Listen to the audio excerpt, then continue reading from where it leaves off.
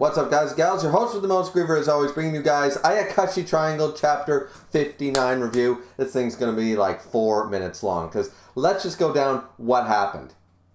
They fight. Nothing else realistically happens here. We knew that Matsuri would end up getting in the way. I expected it to be one more chapter of fighting before this, the end of this chapter, how it ended. But other than that, I mean, we see the little girl again, the long-haired version, but she's like a little girl style of Suzu inside, trying to break through, almost like a split personality. And perhaps this is the original, this little girl is the memories of all the previous Ayakashi mediums. Maybe that's her representation. She's like the soul of all of them, including Mai. So potentially there, we have that as an idea. We also name the Ayakashi, the Jinyo that took over Mai's regrets and stuff, and they refer to it as a grudge, and the grudge is very, very scary, very creepy to me. So, even thinking about it right now, I'm like, where's the long hair? So definitely brought up some bad memories for this young chap. But either way, basically saying they're going to call her Shadow Mai. Shadow Mai is the name of the one taking over Suzu's body. And at the end of the day, as I said, the fight wasn't too bad, but nothing really crazy happened. Matsuri tries to get in the way after Shirogane says, "What are you going to do?" And she just slaps him and just says, "Do you think," and even though she does exactly what he asked her to do, what Matsuri asked his mother to do, pretty much says, like, "Do you think, like, if you're an exorcist ninja, you got to figure it out, a solution. But Ayakashi is right there, rampaging and threatening to destroy the human world. Your job as a ninja comes first.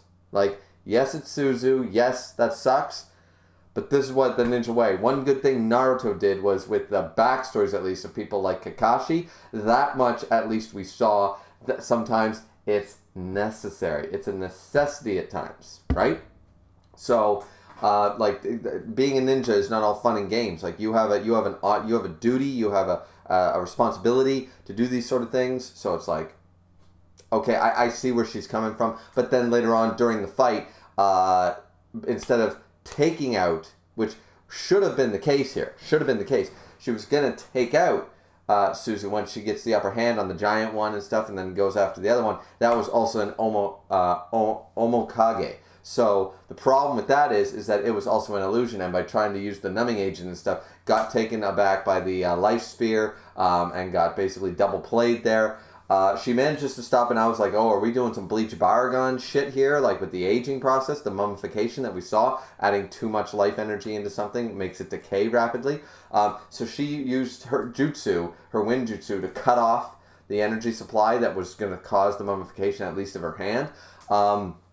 But unfortunately, according to Suzu, to Mai in Suzu's body, to Shadow Mai, she's not able to actually, now she won't be able to fight, because not only is she now only one-handed, she's got to focus constantly her jutsu to keep herself from mummifying. So, very impressed by this, but at the end of the day, not going to do very much. And then the last part of the chapter is what I said was going to happen anyways. I thought it would be chapter 60. Chapter 59, this battle went a lot quicker than I thought. I thought we'd see a lot more, like, battling and stuff. And I'm really surprised at the sort of, I mean, it's still there, but the sort of lack of Ichi moments in this fight. You got two women fighting.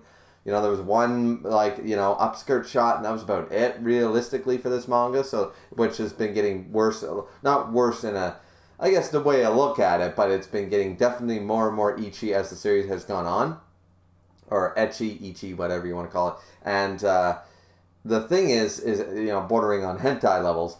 And the thing is that this particular fight, not so much, and now we're already jumping into the Matsuri thing. So, at the beginning of the chapter, we already had this, of course, very easily foreshadowed. It's like, my voice can't reach Suzu. She's in this dream prison realm thingy, just made up on the fly. And she's like, well, I know what voice will reach. Of course, it's going to be Matsuri. So Matsuri jumps in between the two and stares into her eyes and says, Suzu.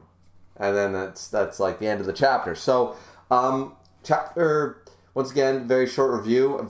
It's a short chapter. It feels really short. They fight. No realistically new information is given to us, and I don't really care enough about the new techniques shown, because nothing was like, okay, that is kind of cool how it's done.